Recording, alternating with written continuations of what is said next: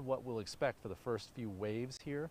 As we get later on in the day, there'll be a little bit more ingredients there to get these storms a little bit more powerful as we go through the day. And these storms are what I would call monsoon charged or monsoon related storms. There actually is a storm system creating a lot of these storms, but the moisture is still flowing in from the monsoon. So we're still tracking the second surge here.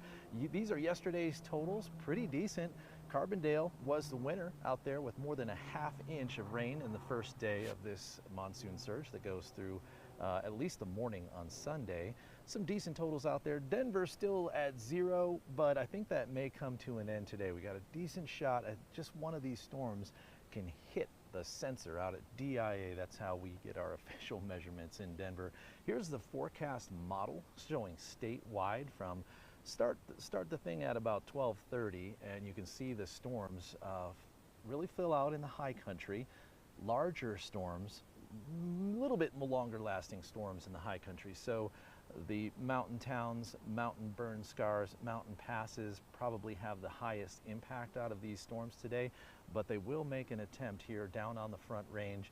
You can just see some really very light and scattered storms there showing on the Front Range as we go through from about 2 o'clock to 7 o'clock is the main window where we could really get some of the more significant stuff. Now let's zoom in here on a different computer forecast model to show you a little bit better resolution in the Denver area. You see those storms just moving through there?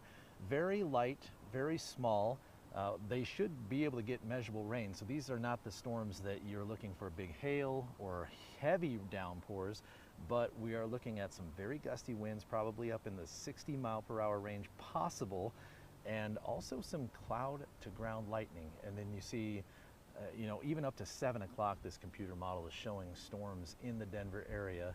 Not heavy storms, but impactful, especially if you're out there.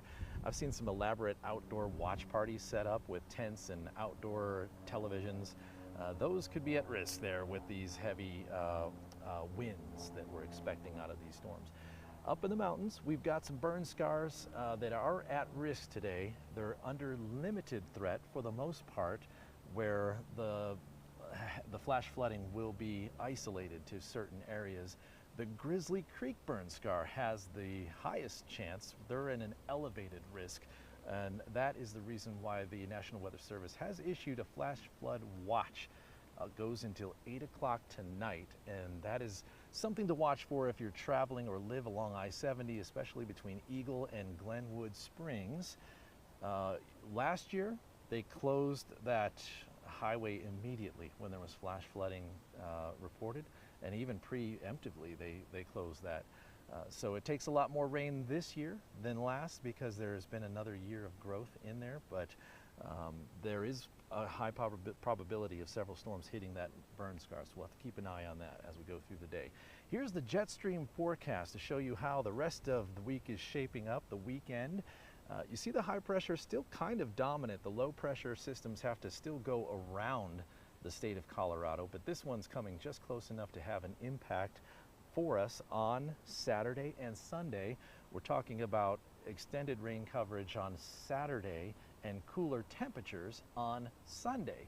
And then the high pressure shifts back towards the west, kind of covering the state of Colorado up for a few more hot days coming up starting Monday. So, and we may get another monsoonal pattern coming up for the following weekend. So it's kind of a weekend rut that we're caught in here. So Saturday, we're looking at a little bit more rain coverage. So if you are in the Denver metro area and you don't get one of these thunderstorms to give you rain today, tomorrow you'll have a little bit better chance. So Friday's about a 40% coverage. On Saturday, those rain showers will cover about 60% of the area, focused towards the south. So this system will definitely impact south of Douglas County to the New Mexico state line. That's where the heaviest rain will be, but we should get some significant action out here on the Front Range on Saturday. And I think there'll be a later start than today. So I don't think we'll be getting thunderstorms at noon on Saturday. It might be a little bit later start. And then Sunday morning, we'll have some lingering showers in the morning. It could be drizzly, cool, chilly. Some people might even call it cold. The forecast for Denver on Sunday, that's a 55, might be a little high. I think we'll be closer to some upper 40s on the Front Range. I think the recent computer model I looked at was showing a low temperature of 52 degrees at DIA on Sunday morning. And then after you get through this nice cool weekend with a little bit of rain, the high pressure builds back in. We could see maybe a scattered thunderstorm or two on Monday, and then dry for a few days, and then that monsoon pattern sticks around once again. So go Avs and enjoy the game, enjoy the storms, and be careful out there as you go through your day Friday and into the weekend. Goodbye.